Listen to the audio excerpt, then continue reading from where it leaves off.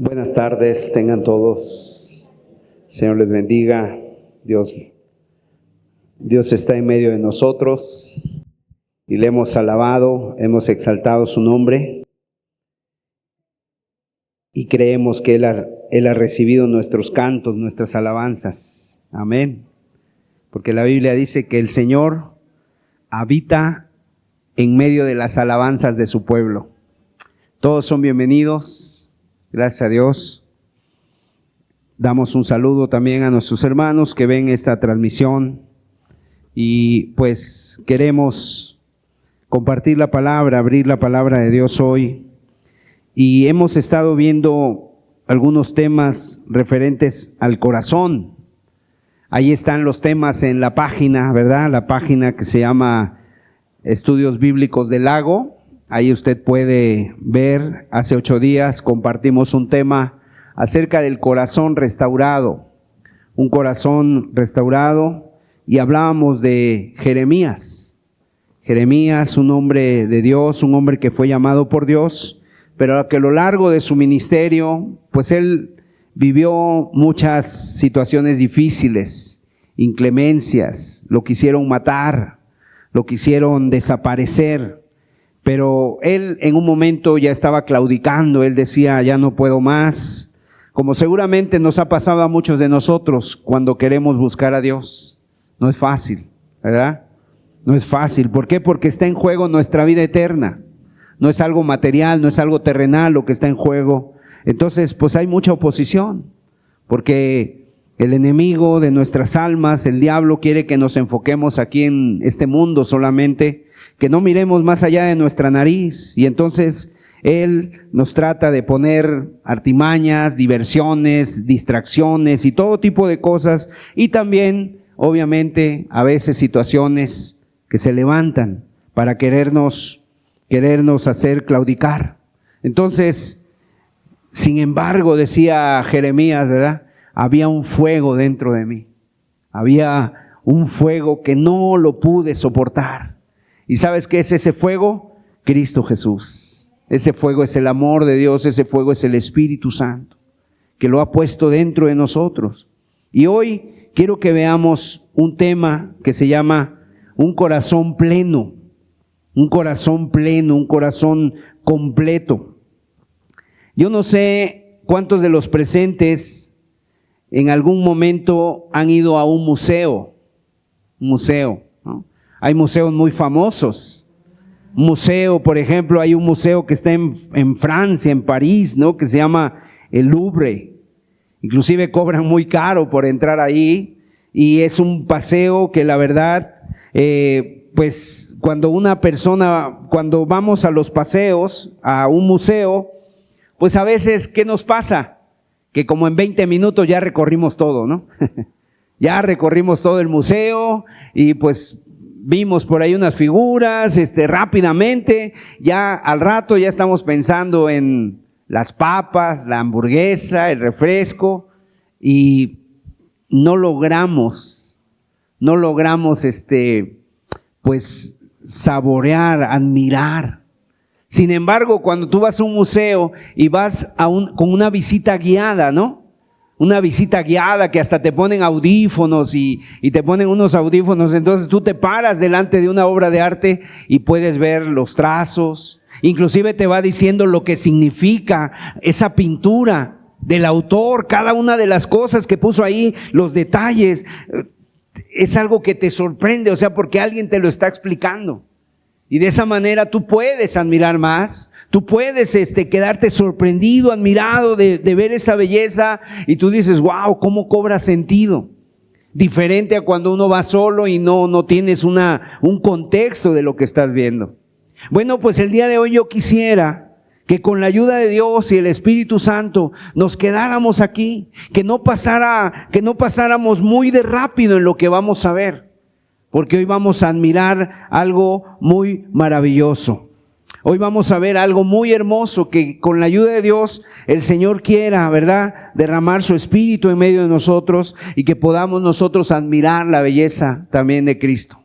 Así que vamos a pedir a Dios, le vamos a pedir en oración, vamos a hacer una oración Y estamos, Señor, en esta tarde delante del Rey de Reyes y Señor de Señores. Queremos ser expuestos a tu verdad, ante tus verdades, Señor amado. Dios, queremos que tú nos lleves a admirar la belleza de Cristo, Señor. Desarraiga de en medio de nosotros, Señor, nuestras distracciones, porque a veces venimos muy afanados, a veces venimos pensando en mil cosas. Pero Padre, hoy que tu Espíritu nos centre en la palabra, en las verdades, en Cristo Jesús, Señor. Llénanos de Cristo, por favor, Señor, para que podamos admirarle, para que podamos conocerle. En el nombre de Jesús. Amén, amén, amén. Seguramente usted ha escuchado algunas de estas frases. Vamos a poner algunas de estas frases. Este hombre, Federico Nietzsche, un alemán, él dijo: Dios ha muerto, sigue muerto y nosotros lo hemos matado. Eso fue lo que dijo este hombre, y obviamente él era un ateo, era una persona que totalmente era en contra de Dios. Dios está muerto. Otra frase que también es famosa: todo mal, la ignorancia es la semilla de todo mal. Eso lo dijo Platón, ¿verdad? Un filósofo griego. Este es un poquito más complicada. La ignorancia es la semilla de todo mal. Luego, otro hombre, Protágoras, dijo esta frase: el hombre es la medida de todas las cosas. O sea, el hombre es el que puede hacer todo, es la medida de todas las cosas. Lo dijo Protágoras. Y otro, que es muy sutil, lo dijo Juan Jacobo Rousseau. Dijo: el hombre es naturalmente bueno, es la sociedad la que lo corrompe. O sea, eso dijo este hombre. ¿Y sabes por qué les quiero leer y por qué les he leído estas frases? Porque es la cultura en la que vivimos, es los pensamientos en los que nos movemos, en las escuelas, en las universidades. Y aún, aunque no los hayamos leído, aunque no los hayamos escuchado, están en medio de nuestro ambiente. Y a veces dice uno: pues yo nunca he leído a Protágoras o a Platón o estos, pero es lo que el mundo piensa. Y cada uno de estos pensamientos han, por así decirlo, calado tanto en nuestra sociedad y en nuestros corazones, que, ¿sabes qué pasa? Que cuando tú escuchas una cosa y la vuelves a escuchar y la vuelves a escuchar, y esa cosa es una mentira, y entonces tú la escuchas tanto que al final terminas creyéndotelo. Al final ya terminas dándotelo por hecho, ¿verdad? Y a veces así van pasando las cosas de generación en generación, y en un momento dado nos damos cuenta que hemos creído muchas cosas que son mentiras. Y acabas por creerte que el problema de tu vida es un problema del contexto donde has vivido. O sea, en un momento dado le empiezas a echar la culpa a las circunstancias. Es que si yo hubiera vivido en una casa diferente, es que si mis padres hubieran sido diferentes, yo habría sido diferente. Y entonces le echamos la culpa al contexto de donde vivimos. Quiero decirte que no es así. Porque mira, hubo un matrimonio, Adán y Eva, que vivieron en lo mejor de lo mejor. Vivieron en el paraíso, Dios les hablaba, y aún así se desviaron. Aún así se desviaron. Entonces otro de repente nos lleva a pensar de que el problema no es tuyo, el problema es de la sociedad. Si nosotros, en lugar de vivir aquí en México, viviéramos en Europa o viviéramos en otro país, entonces nuestra vida sería distinta. Tampoco es verdad. Seríamos los mismos igual, allá donde estuviéramos. Entonces, muchas veces creemos eso, que el mal es de la sociedad, que la ignorancia es lo que me está acabando y no el pecado. y no la desobediencia, nuestra propia desobediencia. Y muchas veces también creemos esa frase de Nietzsche, creemos que Dios ha muerto. Y como Dios ha muerto, pues hagamos y comamos y bebamos, que mañana moriremos. Y entonces creemos que Dios ha muerto. Y déjame decirte algo, el Señor Jesucristo murió, pero también resucitó. Resucitó. Y el apóstol Pablo, él era un hombre que también fue filósofo y fue un maestro y fue un hombre de Dios, conocía muy bien el corazón humano. Y por eso en muchos pasajes como el que hoy vamos a estar viendo, él nos va a advertir de las influencias, nos va a advertir acerca de las filosofías vanas y engañosas del mundo y nos va a advertir que nos guardemos de todas esas filosofías. Y que las saquemos de nuestro corazón. Y entonces vamos a ir a un pasaje, porque vamos a ver dos cosas el día de hoy. Solamente dos cosas vamos a ver el día de hoy, y es lo que vamos a estar desarrollando en este estudio. El primero es el peligro de las falsas enseñanzas. Y el segundo es la vida de plenitud en Cristo. La plenitud en Cristo. Y vamos a ir al libro de Colosenses. Colosenses es una carta que el apóstol Pablo escribió a los cristianos de Colosas. Colosas era una región, ¿verdad? Una región. Y ahí, en ese lugar, el apóstol Pablo llegó y estuvo, fíjense ustedes, 3 semanas. Y en 3 semanas se levantó una iglesia. Y el apóstol Pablo, por causa de la persecución, tuvo que huir de ahí. Y en esa iglesia de Colosas empezaron a levantarse, pues, falsas enseñanzas. Dice así la Escritura, Colosenses 2, del 8 al 15. Mirad que nadie os engañe por medio de filosofías y huecas sutilezas, según las tradiciones de los hombres, conforme a los rudimentos del mundo, y no según Cristo. Porque en Él habita, en Cristo, corporalmente toda la plenitud de la deidad.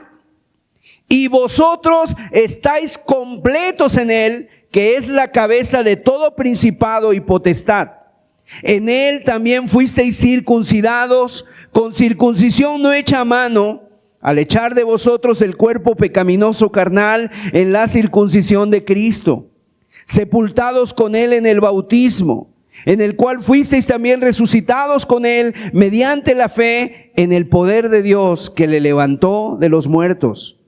Y a vosotros, estando muertos en pecados y en la incircuncisión de vuestra carne, os dio vida juntamente con Él, perdonándoos todos los pecados, anulando el acta de los decretos que había contra nosotros, que nos era contraria, quitándola de en medio y clavándola en la cruz. Y despojando a los principados y a las potestades, los exhibió públicamente, triunfando sobre ellos en la cruz. Amén.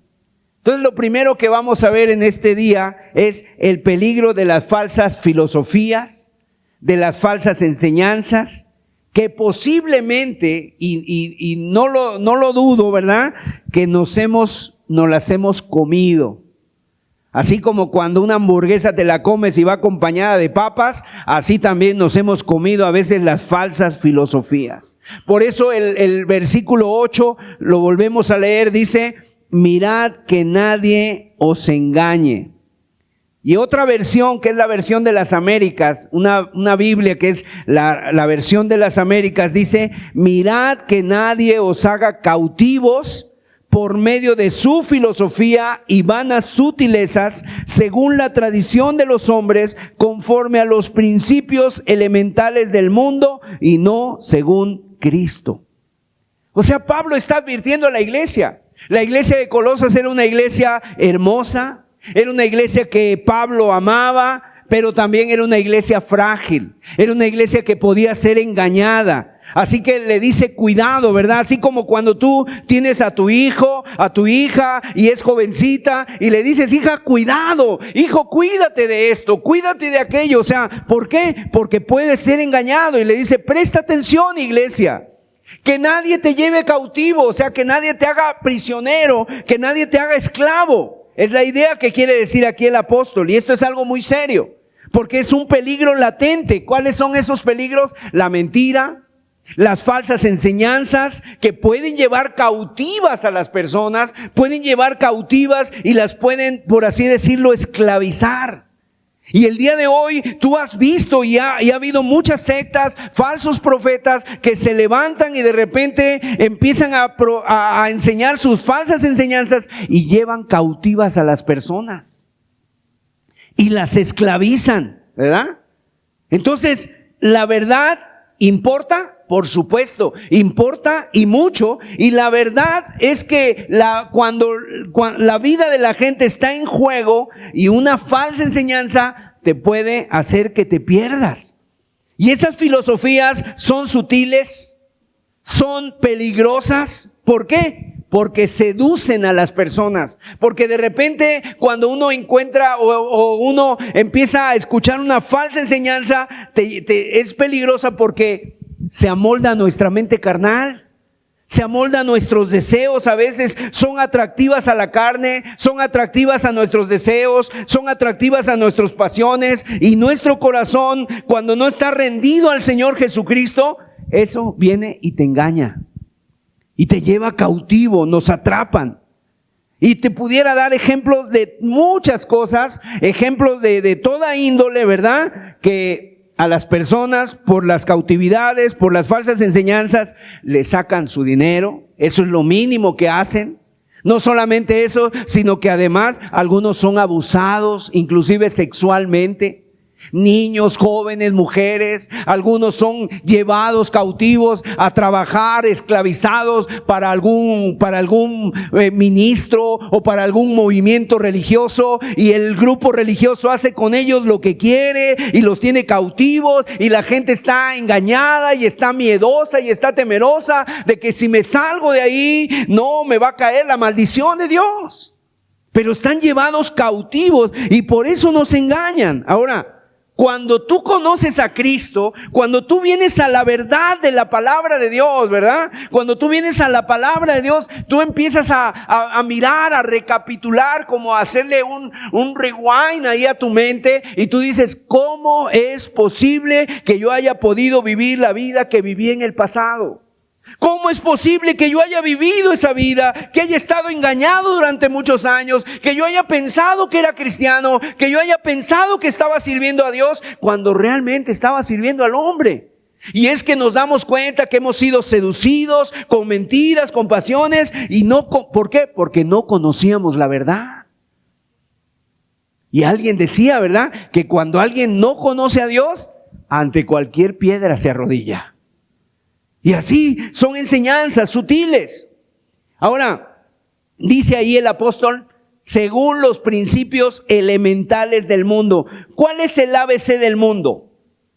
¿Cuál es? Así como en la Biblia, el ABC de la Biblia es que tú conozcas la Biblia, que tú conozcas a Jesús, que tú conozcas, ¿verdad?, que te comuniques a través de la oración. Ese es el ABC de la Biblia, del cristianismo. Pero ¿cuál es el ABC del mundo? El pensamiento del mundo. ¿Cuál es? Mire, Primera de Juan, capítulo 2, verso 15 al 17, define cuál es el pensamiento del mundo y cuál es lo que sigue y lo que seguíamos en nuestra vida antes de conocer a Cristo. Primera de Juan 2, 15 al 17, tal vez lo tienes ahí en tu Biblia, dice: no améis al mundo ni las cosas que están en el mundo. Si alguno ama al mundo, el amor del Padre no está en él. Verso 16 dice, porque todo lo que hay en el mundo, los deseos de la carne, los deseos de los ojos y la vanagloria de la vida, no proviene del Padre, sino del mundo. Verso 17, y dice, y el mundo pasa y sus deseos, pero el que hace la voluntad de Dios permanece para siempre. Entonces, el ABC del mundo, ¿cuál es? Los deseos de los ojos, los deseos de la carne, la vanagloria de la vida, el orgullo, la soberbia humana, los deseos, ¿verdad? Ahora te pregunto, ¿a qué te recuerdan estos principios? ¿A dónde nos llevan? ¿Verdad? ¿Dónde los hemos visto antes de la Escritura? ¿De dónde vienen? ¿Sabes de dónde vienen? Desde el mismo principio. En el libro de Génesis, allí estaba Adán y Eva, los había Dios puesto en el paraíso, pero dice la Biblia que la serpiente era astuta y la serpiente vino y ¿qué hizo? Utilizó esos principios del mundo para esclavizarlos, para llevarlos cautivos a ellos, ¿verdad? Y esos que eran libres, entonces ellos fueron engañados. Y mira qué sutil es el enemigo. Yo quiero que tú vengas conmigo a Génesis capítulo 3. Ahí Dios creó al hombre. Pero el hombre, ¿qué pasó? Fue engañado y cayó en el pecado el hombre. Génesis, dice la Biblia, capítulo 3, verso 1. Pero la serpiente era astuta, más que todos los animales del campo que Jehová Dios había hecho, la cual dijo a la mujer: ¿con que Dios os ha dicho, no comáis de todo árbol del huerto? Y la mujer respondió a la serpiente: del fruto de los árboles del huerto podemos comer, pero del fruto del árbol que está en medio del huerto, dijo Dios, no comeréis de él, ni le tocaréis, para que no muráis. Entonces la serpiente dijo a la mujer: no moriréis, sino que sabe Dios que el día que comas de él serán abiertos vuestros ojos y seréis como Dios, sabiendo el bien y el mal. Verso 6.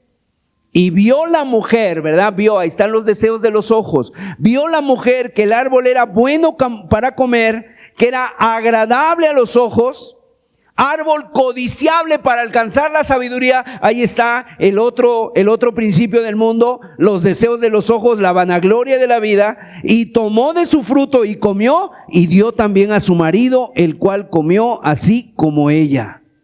O sea, aquí tenemos esos principios del mundo, estaban ahí desde el mismo Génesis. Y los utilizó el enemigo para engañar al ser humano. ¿Y sabes qué les dijo? No pasa nada si tú comes. No vas a morir. Más bien al contrario, es que Dios tiene miedo de que tú tengas sabiduría, de que tú alcances la sabiduría. Entonces Dios por eso te lo prohibió, no porque vayas a morir, sino porque Dios sabe que tú vas a tener la sabiduría y vas a ser como Él. Lo engañó a la mujer.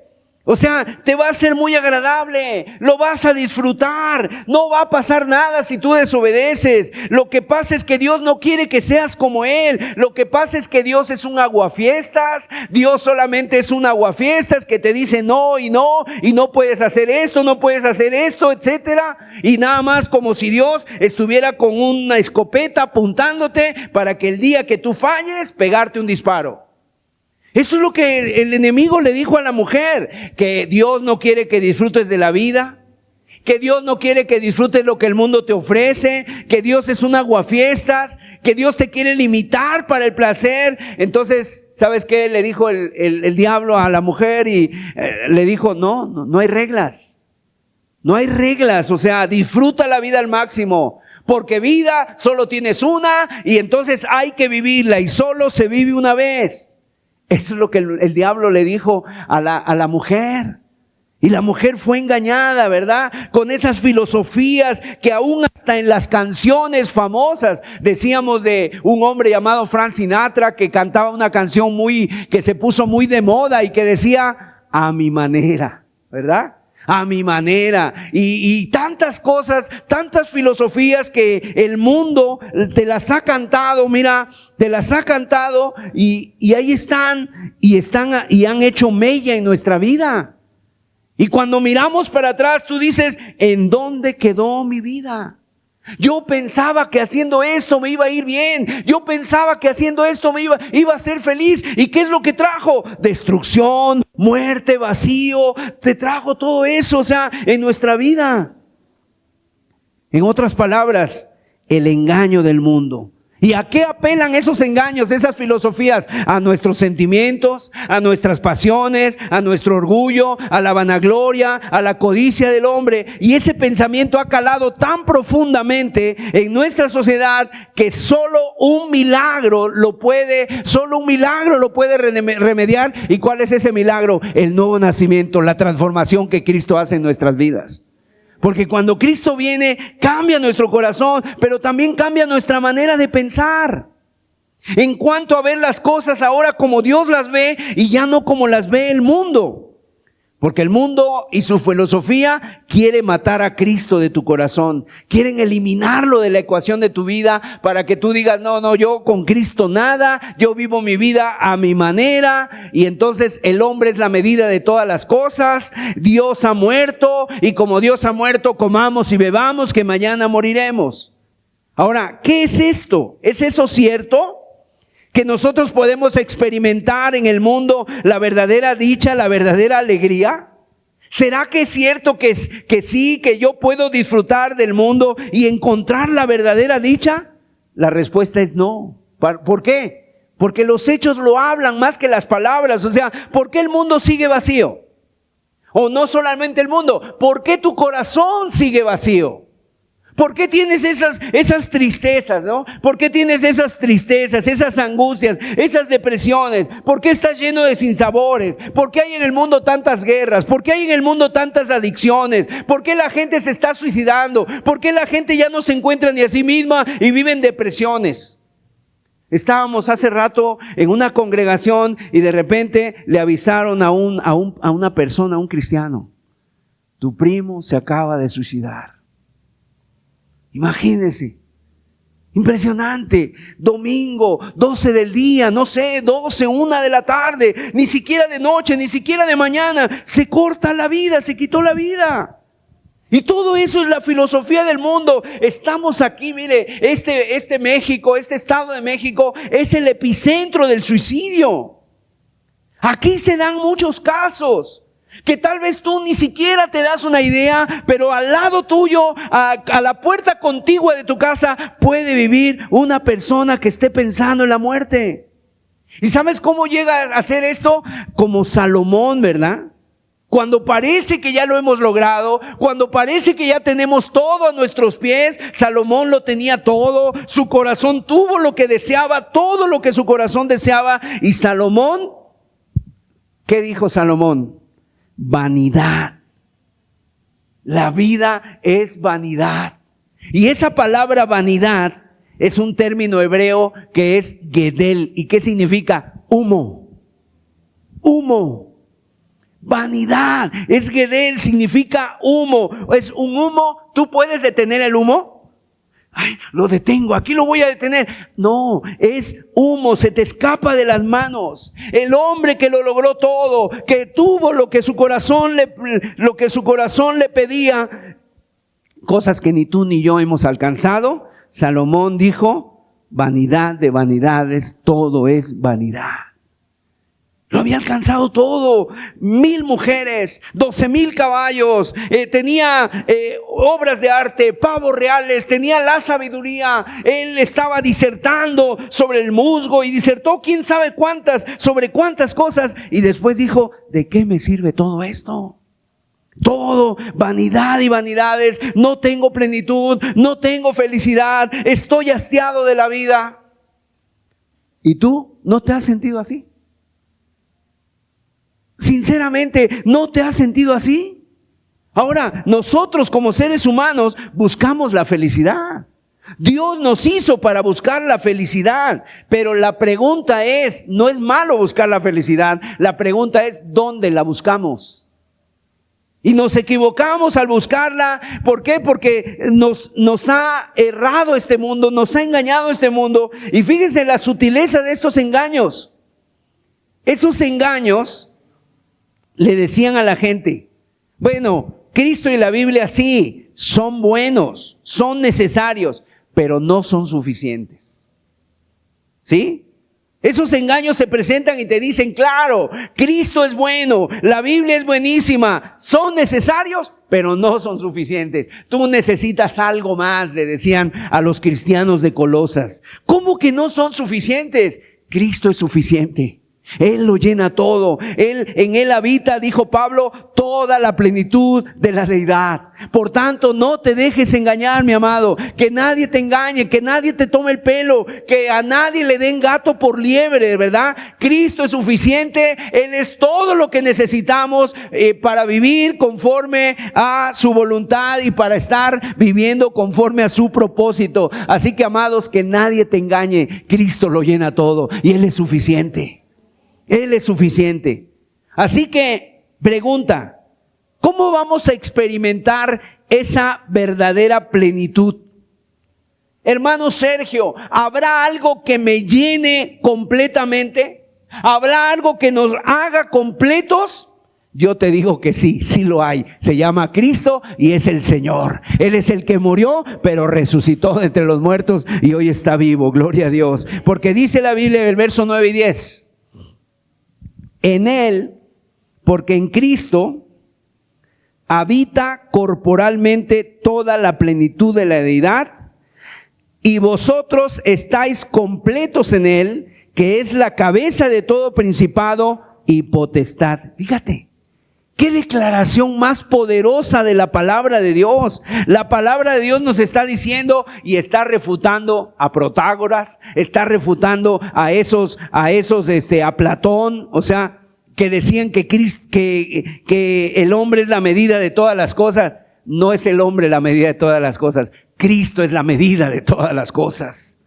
Y Pablo, en estos dos versos, expone la idea central del mensaje de Colosenses. Es en Cristo, en quien mora toda la plenitud de la deidad. Esa palabra plenitud es la palabra griega pleroma. Pleroma. ¿Y qué quiere decir pleroma? Plenitud, completitud, o sea, completo, no le falta nada. Se refiere principalmente a la plenitud de Dios, a la totalidad de su poder y su presencia. Y este concepto se aplica a la plenitud de Cristo en un sentido más amplio, a la totalidad de los poderes divinos, comparándolos con la falta de plenitud del ser humano. Pones tú a Cristo de un lado y pones tú al hombre de otro lado y tú dices, no tiene nada que ver. El hombre está vacío, el hombre está engañado, el hombre vive en miseria, el hombre por más que quiera satisfacer, no se satisface, siempre estará vacío, pero Cristo, por su condición de hombre, ¿verdad? Él es el que te puede llenar, te puede completar, te puede satisfacer. Por lo tanto, no busques en otros lugares, no busques en otras cisternas, en otros pozos, busca a Cristo. Busca a Cristo. Y entonces Colosenses, el apóstol Pablo de manera impresionante nos enseña acerca de la deidad de Cristo. ¿Qué quiere decir la deidad de Cristo? Que Él es Dios, que Cristo es Dios. Y no solamente es Dios, también es hombre. Y Él es el único que te puede llenar como Dios. Puede llenar todas tus inquietudes espirituales. Y como hombre puede llenar todo lo que el hombre necesita. Porque sabes, Cristo sufrió y padeció lo mismo que tú. Cristo padeció lo mismo que tú. O sea, Dios no puede ser tentado. Como Dios no puede ser tentado. Pero Cristo en su forma humana fue tentado. Fue tentado, padeció necesidades, sufrió el rechazo, sufrió los golpes, sufrió el rechazo de las personas. Cristo padeció. Por tanto, tú a Jesús no le puedes platicar nada de decirle, Señor, es que mira lo que me ha pasado. Ni te imaginas lo que me ha pasado, Señor. Es que esto que yo he vivido, nadie lo ha vivido. Ningún ser humano lo ha vivido. Quiero decirte, Cristo vivió todo lo que tú has pasado. Todo lo que tú has pasado lo vivió el Señor Jesucristo. Por eso puede tener compasión de ti. Por eso puede tener misericordia de ti.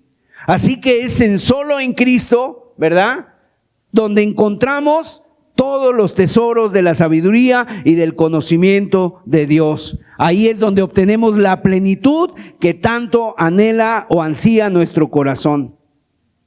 Entonces, mis amados, yo no sé si has escuchado bien, ¿verdad? Pero dice, vosotros estáis completos en Él. Cuando tú estás en Cristo, ya estás completo en Él. Ya no tienes nada que envidiarle a nadie. Ya no tienes nada que estar insatisfecho. O sea, puedes disfrutar de cosas, puedes disfrutar de las cosas que Dios te dé, pero lo que más disfrutas es que lo tienes a Él.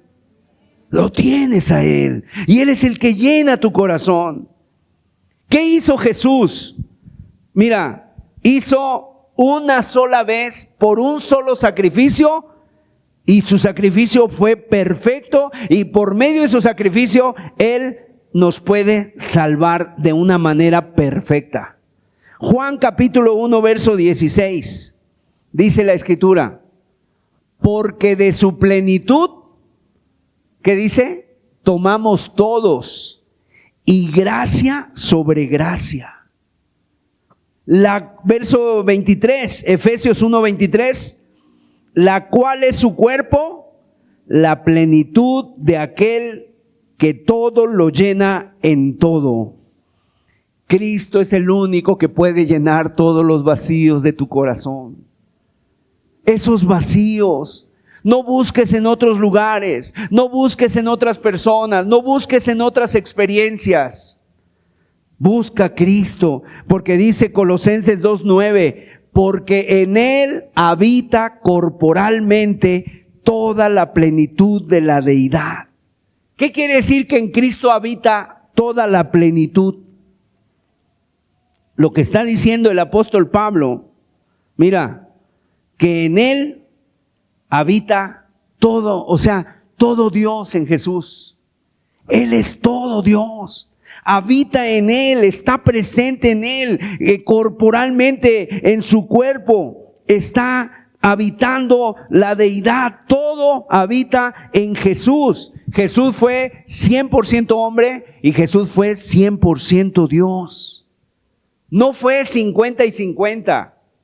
No fue 75 y 75, fue 100% Dios y 100% hombre, y en Él habita corporalmente. Cristo resucitó de manera íntegra, de manera total. Totalmente resucitó el Señor.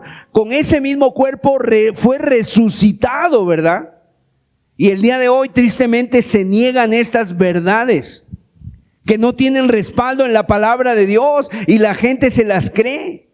Y dicen, es que ¿cómo va a habitar corporalmente? Cristo resucitó, o sea, no fue en espíritu, fue corporalmente que resucitó totalmente. Ahí en la tumba de Jesús está vacía. No fue eso, no quedó el cuerpo y su espíritu resucitó, no, resucitó completamente Él. Está vivo y está sentado a la diestra del Padre. Y sabes, en sus manos están las huellas y las marcas de los clavos. En su cabeza de Cristo están las heridas de la corona de espinas. En su espalda están las heridas de los latigazos. Y ahí está delante de Dios para dar testimonio de que Él fue el Cordero inmolado, que es digno de abrir los sellos, y además es el Cordero por el cual tú y yo podemos ser salvos. Gloria a Dios. Toda la plenitud, dice la Biblia, habla no de un 99%, no de un 99.9%, habla de toda. Y luego dice, en Él estáis completos, dice. Ya no te falta nada. Cuando estás completo es que ya no te falta nada. Así como un rompecabezas, ¿no? Que tiene, no sé, 15,000 piezas, 20,000 piezas, 10,000 piezas. Bueno, tú armas ese rompecabezas y está completo. No le falta ni una pieza. Así también en Jesús. Cuando estamos en Jesús, estamos completos. Pregunta, ¿alguien se ha sentido completo en Jesús? ¿Por qué a veces no nos sentimos completos? ¿Por qué a veces no nos sentimos así? Porque no hemos llegado a admirar a Cristo. No nos hemos sentado a pensar en lo que Él nos llena. Y entonces cuando pasa eso en nuestra vida, andamos buscando otras cosas. Y necesitamos aquí, y necesitamos allá, y ahora voy allá, y estamos incompletos. Juan 1:16, nuevamente lo leemos. Porque de su plenitud tomamos todos, y gracia sobre gracia. Yo quiero aplicar esta verdad a los presentes. Tienes todo lo que quieres tener de Cristo. O sea, tienes todo lo que quieres tener de Cristo. Como cristianos podemos tener de Cristo tanto como queramos. ¿Por qué no tenemos más de Cristo entonces?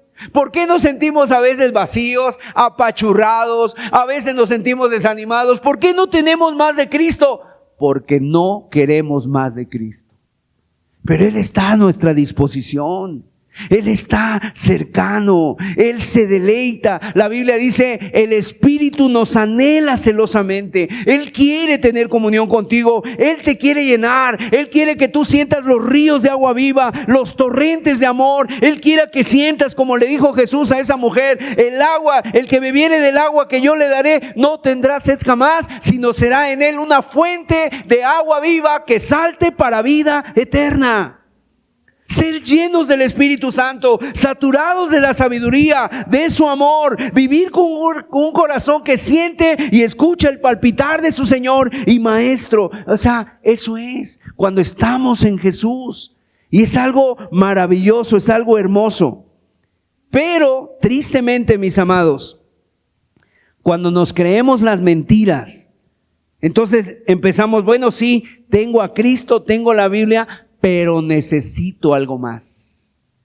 Necesito algo más.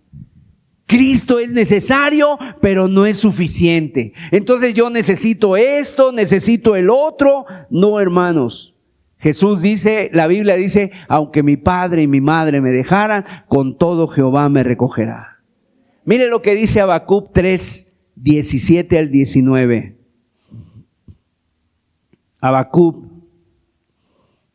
Aunque la higuera no florezca, ni en las vides haya frutos, aunque falte el producto del olivo y los labrados no den mantenimiento y las ovejas sean quitadas de la majada y no haya vacas en los corrales, con todo, yo me alegraré en Jehová y me gozaré en el Dios de mi salvación.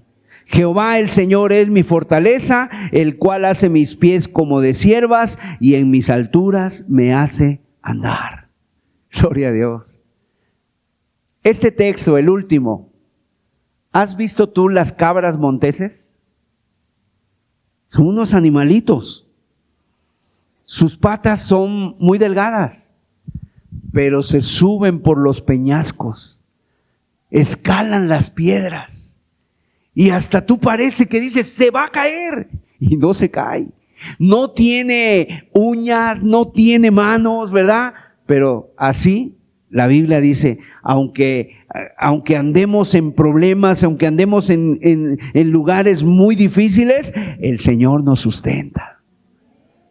Y aunque me falte todo, dice, aunque falte el olivo, aunque falte el vino, aunque falten las ovejas, aunque no haya vacas en los corrales, yo con todo me gozaré en el Dios de mi salvación. ¿Por qué? Porque Cristo lo llena todo. Lo tengo todo en Cristo. Lo tengo todo si lo tengo a Él.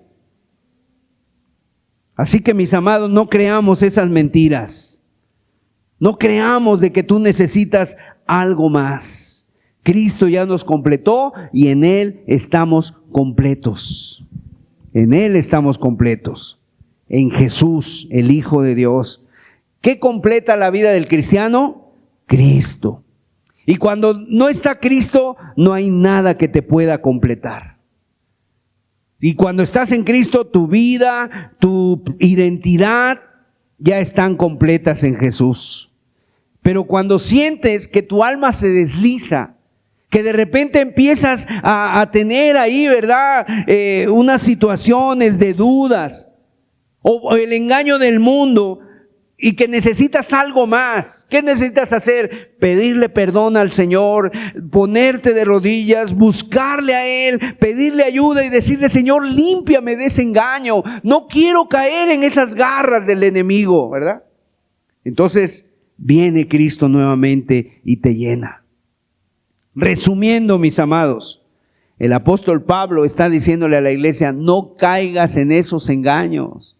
No caigas en esas sutilezas. Cristo es suficiente. La palabra de Dios es suficiente para que tú puedas vivir tu vida de piedad, tu vida cristiana. No necesitas más.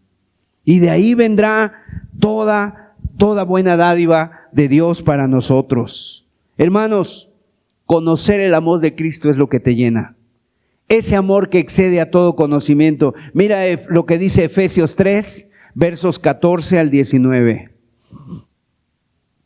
Por esta causa, doblo mis rodillas ante el Padre de nuestro Señor Jesucristo, de quien toma nombre toda familia en los cielos y en la tierra, para que os dé, conforme a las riquezas de su gloria, el ser fortalecidos con poder en el hombre interior por su Espíritu, para que habite Cristo por la fe en vuestros corazones, a fin de que arraigados y cimentados en amor, seáis plenamente capaces de comprender con todos los santos cuál sea la anchura, la longitud, la profundidad y la altura, y de conocer el amor de Cristo que excede a todo conocimiento, para que seas llenos de toda la plenitud de Dios.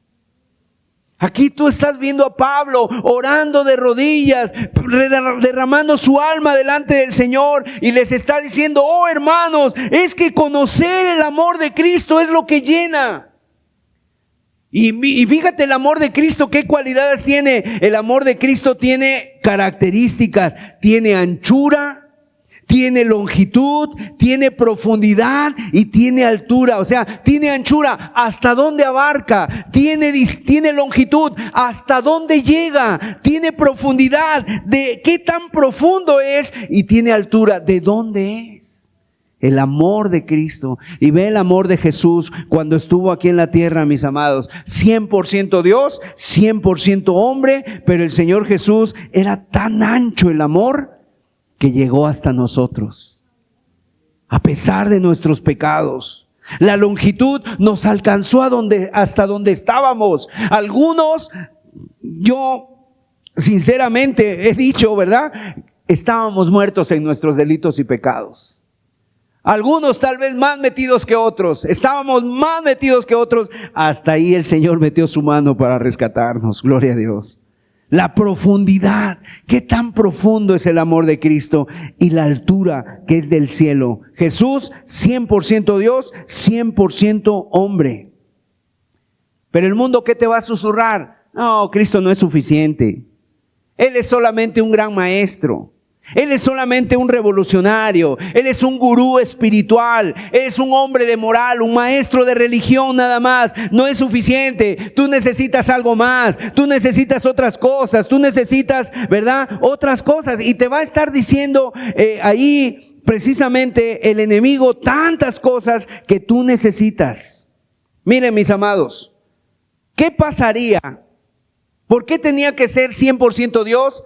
¿Y por qué tenía que ser 100% hombre? Esto es algo teológico.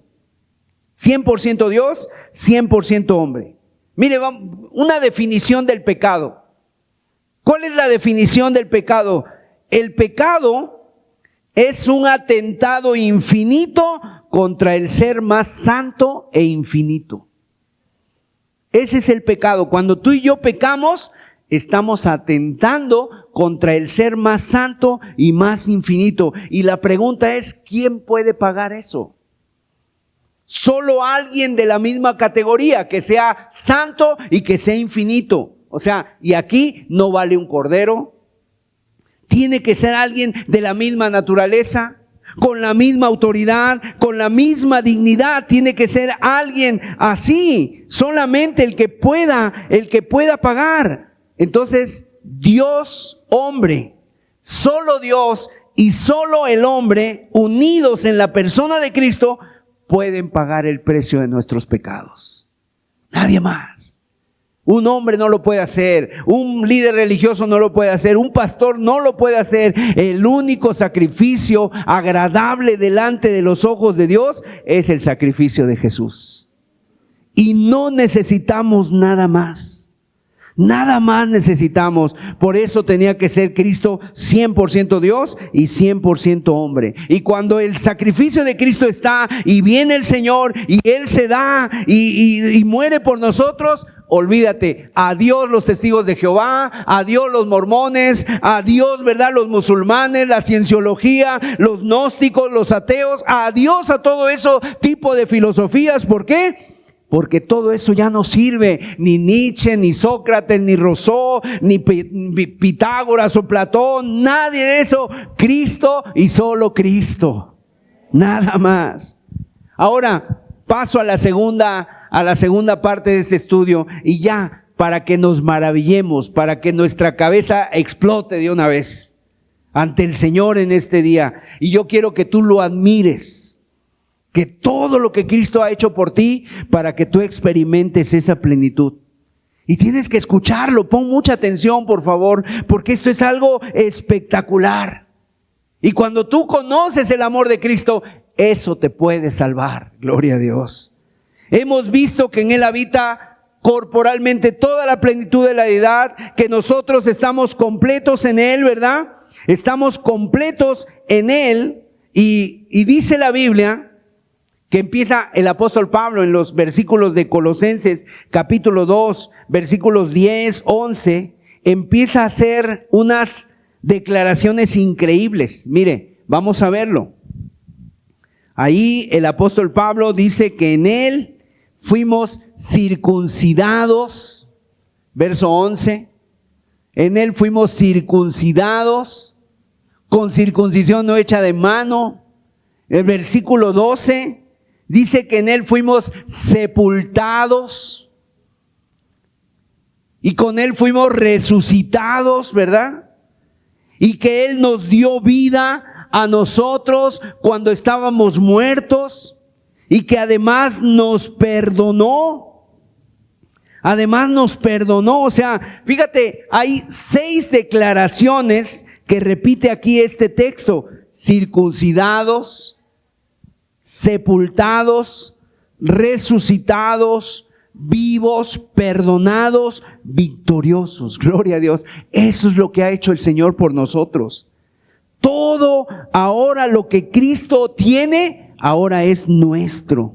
Estamos en Cristo y Cristo nos ha dado todo, y cuando lo tengo a Él, por eso decimos, lo tengo todo. Cristo es mi Señor, Cristo es mi Rey, Cristo es mi amado, mi Salvador, el que me llena de su amor cada día. No necesito buscar en nadie más. Cristo me llena en todo. Si lo tengo a Él, lo tengo todo. Mi amado, mi tesoro, mi pan, mi luz, mi agua, mi vino, mi guía, mi camino, todo es Cristo para mí.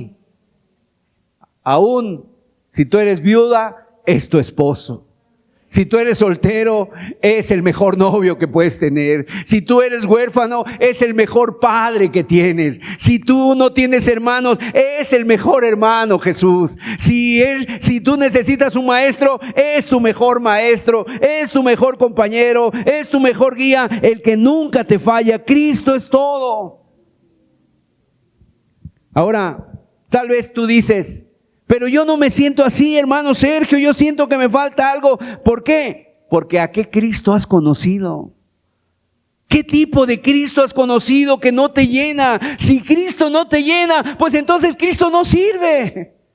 Hay que buscar algo mayor. Pero no, esa es una sutileza y un engaño del mundo. Cristo lo llena todo. No se puede comparar. Su amor es inigualable, incomparable. No hay otro amor, ni que le llegue ni a la suela de los zapatos a Cristo. ¿Alguien te ha amado? Es Jesús. ¿Amas a Cristo? ¿Amas realmente a Cristo? ¿Te sientes pleno? Y mira, el apóstol Pablo, a mí me sorprende, en la segunda carta de Pablo a Timoteo, Pablo le escribe a Timoteo. Él está preso por causa de Cristo. va a ser ejecutado. Nerón ha firmado la sentencia de muerte y dice que lo iban a decapitar a Pablo, porque él era ciudadano romano. A los que no eran ciudadanos romanos los crucificaban, pero Pablo, por ser ciudadano romano, lo iban a decapitar. Y entonces Pablo está en una prisión y luego le dice ahí, mira, Pablo está anciano, tiene frío, está en una mazmorra, en una cárcel muy lúgubre, muy sucia, muy maloliente. Y le dice en el verso 11, segunda de Timoteo 4:11, solo Lucas está conmigo. O sea, estoy solo. Toma a Marcos y tráele contigo, porque me es útil para el ministerio. Y en el verso 16 dice, en mi primera defensa ninguno estuvo a mi lado, todos me desampararon, no les he tomado en cuenta. Luego dice el verso 17, pero el Señor estuvo a mi lado y me dio fuerzas para que por mí fuese cumplida la predicación y que todos los gentiles oyesen. Así fui librado de la boca del león. El cristiano, mis amados, es la única persona que no se siente sola. El cristiano es la única persona que no está sola. ¿Por qué? Porque el Espíritu de Dios está con nosotros, porque Cristo ha prometido, no te dejaré ni te desampararé, y yo estaré con vosotros todos los días hasta el fin del mundo. Amén. Hermano, pero mi esposo se fue, pero está Jesús. Hermano, pero mis hijos ya no están, pero está Jesús. Hermano, pero estoy en un hospital y al lado de la cama está el Señor. Hermano, estoy en la cárcel, en una prisión, ahí está el Señor también contigo. Gloria a Dios. Estás pasando por un momento difícil, ahí está la mano de nuestro Señor para fortalecerte. Nunca estamos solos, gloria a Dios. Pero ¿sabes qué pasa? También un cristiano, tampoco es un cristiano una persona sin iglesia. ¿Por qué? Porque estamos en el cuerpo. Tenemos a Cristo y tenemos a nuestros hermanos. Tenemos a nuestros hermanos. Ahora, yo quiero, para finalizar, que leamos los versículos 14 y 15 de Colosenses 2. Y con eso hay dos palabras que yo quiero que tú subrayes en tu Biblia o que tú las anotes en tu cuaderno, ¿verdad? Si te gusta anotar, dos palabras. Número 1, en el verso 14, anulando el acta de los decretos. Y en el verso 15, triunfando sobre ellos en la cruz. Estas dos palabras, hermanos, anótenlas. Anular y triunfar. ¿Y dónde se vio todo esto? En la cruz del Calvario. Anular y triunfar. Dice un teólogo, dijo que hasta 70 cosas ocurrieron en el momento de la conversión, que no tenemos ni idea que ocurren. Y en la cruz, cuando Jesús estuvo en la cruz, ocurrieron muchas cosas, y una de ellas es anular y otra de ellas es triunfar. Vamos a volver a leer el verso 14. Anulando el acta de los decretos. La palabra anular es una palabra comercial. Se utilizaba en el comercio, una palabra técnica, y se utilizaba para un documento que se escribía con la deuda que alguien tenía con otra persona. Por ejemplo, ¿no? Si una persona, fulanito de tal, me debe 5,000, 10,000 denarios, o me debe 10,000 dracmas, ¿no? Tal cosa, o sea, por tal cosa, por un terreno, por algo que yo le vendí, fulanito de tal me debe tal cantidad. Ahora, cuando fulanito de tal venía y pagaba la deuda, la persona no tomaba el documento y lo tachaba con un bolígrafo así que le hiciera rayones. No. Sacaba un cuchillo, como eran pergaminos, ¿verdad? Eran pergaminos de piel. Entonces sacaba un cuchillo y entonces con ese cuchillo raspaba la piel del pergamino para eliminar completamente la palabra donde decía la deuda. Toda, de una vez por todas, quedaba anulada, quedaba raspada. Y de repente alguien iba y decía, ¿qué decía aquí ese documento? Ya no hay nada. Ya en ese documento ya quedó anulado. Eso es lo que hacían cuando anulaban el acta de los decretos. ¿Sabes qué pasó en la cruz? La cruz es el cuchillo de Dios. Es la espada de Dios que fue clavada en el corazón de Cristo para anular el acta de los decretos que había en contra nuestra. Todos nuestros pecados que estaban ahí escritos en esa acta, todo lo que le debíamos a Dios, tus miserias, tus pecados, todo lo más horrible que hemos cometido, y bueno, que la verdad nos faltaría tinta para poderlos escribir, todos fueron borrados por la espada de Dios en la cruz del Calvario. Todo, o sea, es la espada de Dios, la cruz, para borrar nuestros pecados. Gloria sea a Dios. Pero la cosa no termina ahí. Hay otra palabra que les decía yo, que es triunfo, triunfar, victoria. No solo hay anulación de pecados, hay triunfo, hay victoria. Y esa es otra palabra espectacular, la que nos deja ver ahí el apóstol Pablo, porque nos dice algo increíble. Miren, cuando un general romano salía a la batalla y luego regresaba victorioso, cuando llegaba a la ciudad, toda la ciudad salía y hacían un parade, hacían un desfile militar. Llegaba a la ciudad y llegaba con todas las cosas que había capturado. A veces traían hasta los enemigos amarrados del cuello con cadenas y los traían ahí y los paseaban por toda la ciudad. Y los hombres aplaudían y les daban y les ponían una corona de laureles a los generales romanos, ¿verdad? Y les lanzaban flores y la gente los aclamaba por ese triunfo aplastante sobre los enemigos. Pero no solamente eso, sino que en la carroza donde iba el general romano, ahí en esa carroza había alguien que acompañaba al general. ¿Quién era el que acompañaba al general en esa carroza, en ese carro? Su esposa. La esposa acompañaba al general romano. Oye, pero la esposa no había ido a la batalla.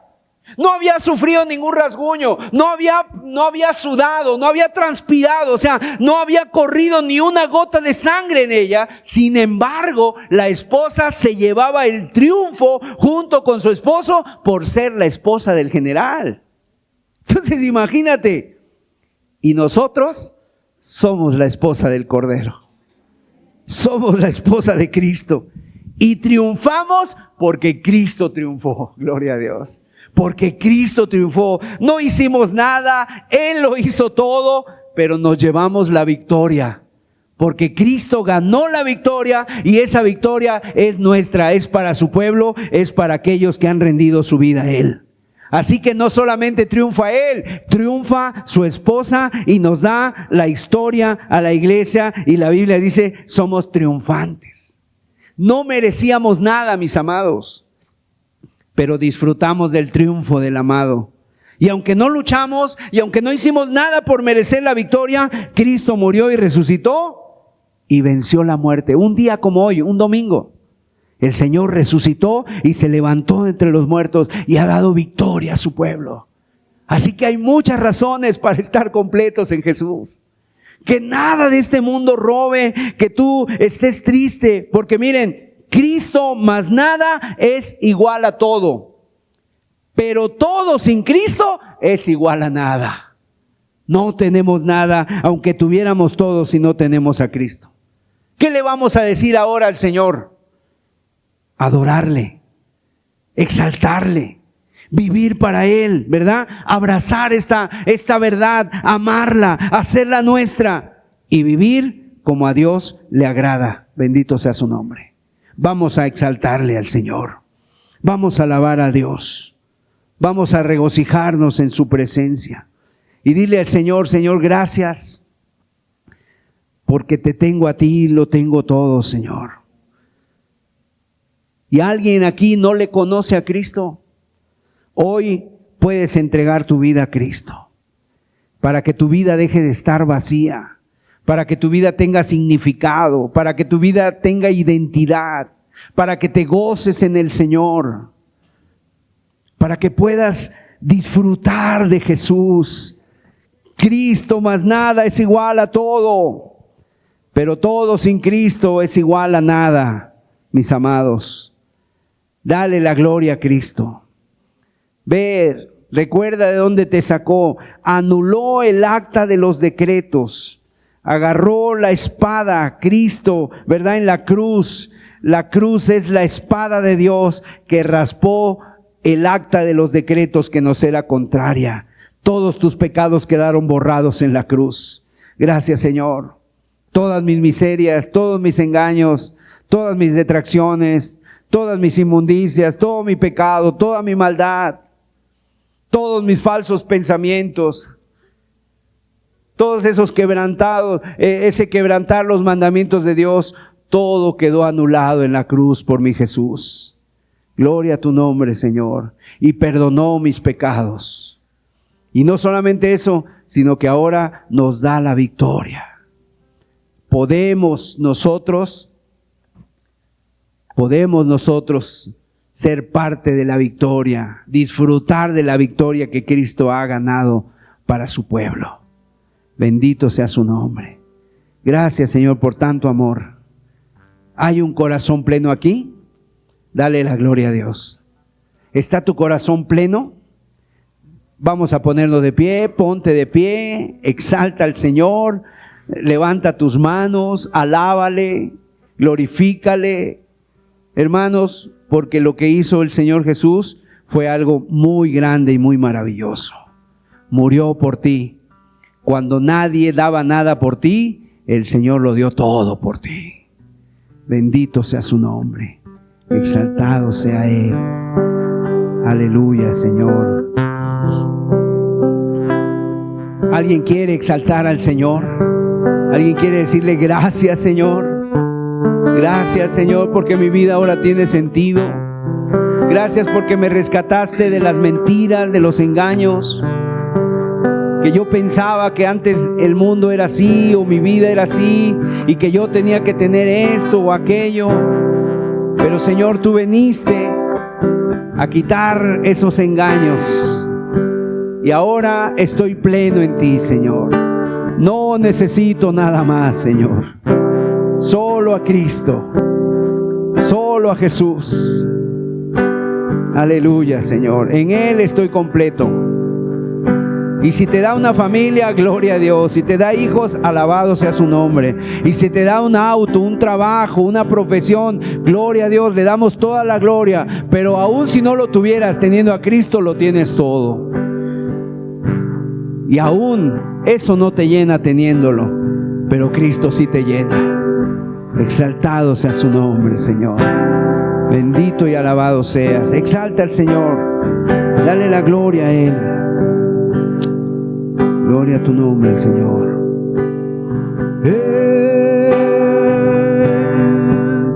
Vio mi viña y la vio desolada. Vio mi vida que estaba vacía. Pasó junto a mí y de mí tuvo compasión.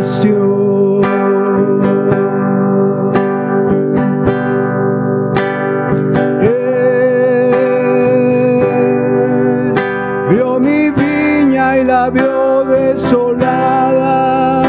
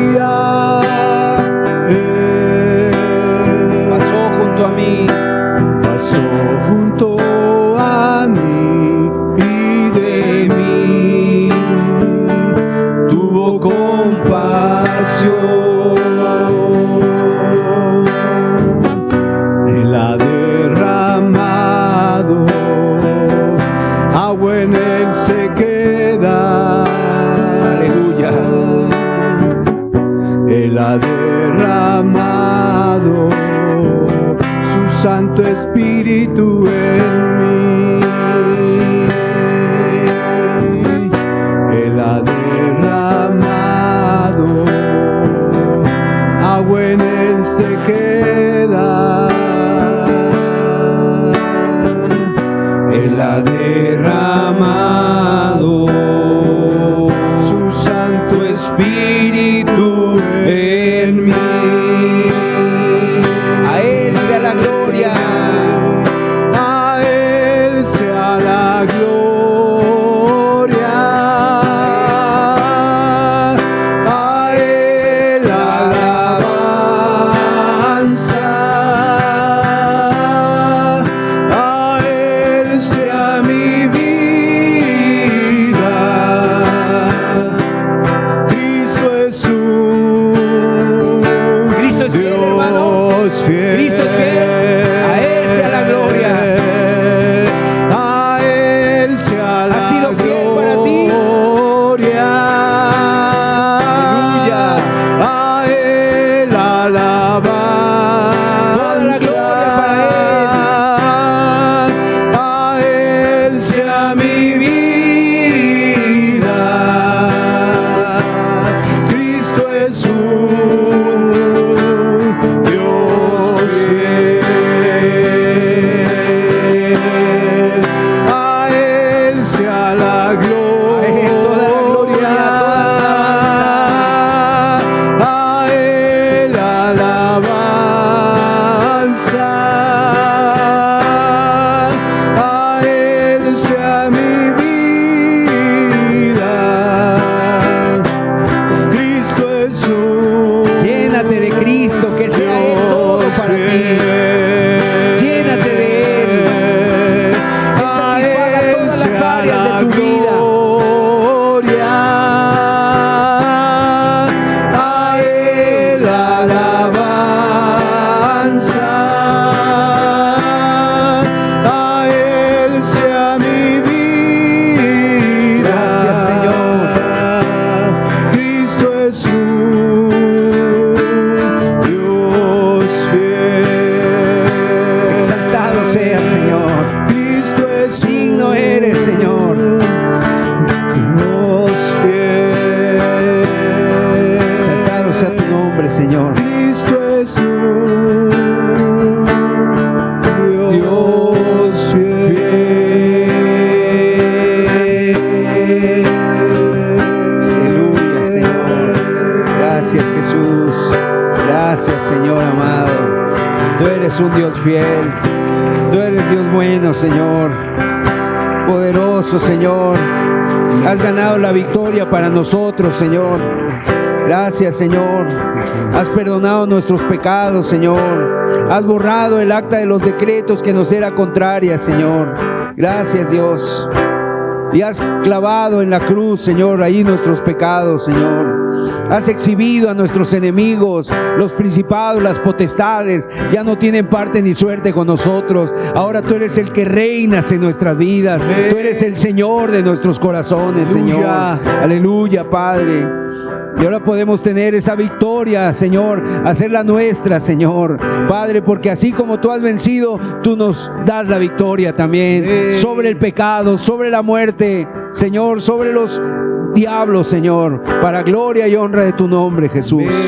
Aleluya, Señor. Digno eres, Señor. Gracias, Padre. Gracias, Señor. Gloria a ti, Señor.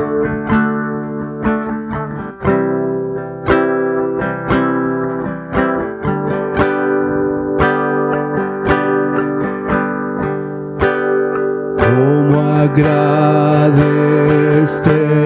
agradecerte tu sacrificio en la cruz? Es tanto lo que has hecho en mi vida, Jesús. ¿Cómo agradecerte tu sacrificio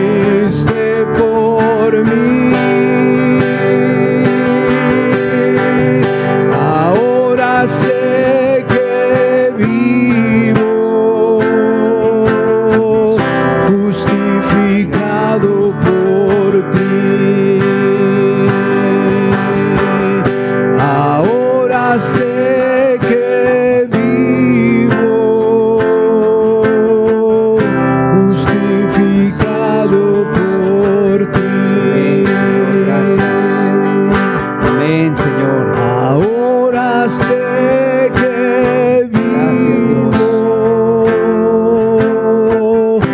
justificado por ti. Gracias, Señor. Gracias, Padre. Gracias, Señor. Queremos que estas verdades sean, Señor, clavadas en nuestro corazón, que sean reveladas por el Espíritu Santo, Señor, que sean tratadas en lo más profundo de nuestro corazón por tu Espíritu, Señor, para vivir ese cristianismo real, auténtico, Señor, para vivir unas vidas que te glorifiquen, Señor, que estemos llenos de ti, Señor.